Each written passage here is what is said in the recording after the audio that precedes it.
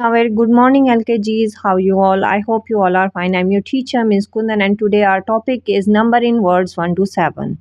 Here we have the card of a 1. How many pencil in this card?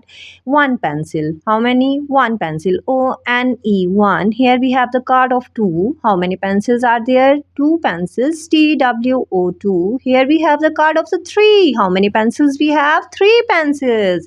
Yes, revise it. T-H-R-E-E 3. T-H-R-E-E 3. Here we have the card of 4. How many pencils we have? We have 4 pencils. Revise the spelling. F-O-U-R 4. Again revise. F-O-U-R 4. Okay, we have card of a 5. How many pencils we have now? 5 pencils. 1, 2, 3, 4, 5. Revise the spelling of 5. F-I-V-E 5.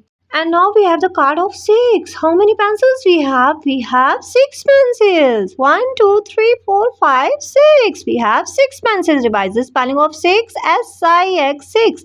S-I-X 6. Here we have the card of 7. How many pencils we have in the card? 7 pencils. 1, 2, 3, 4, 5, 6, 7. How many pencils? There are 7 pencils. Devise the spelling of 7 with me.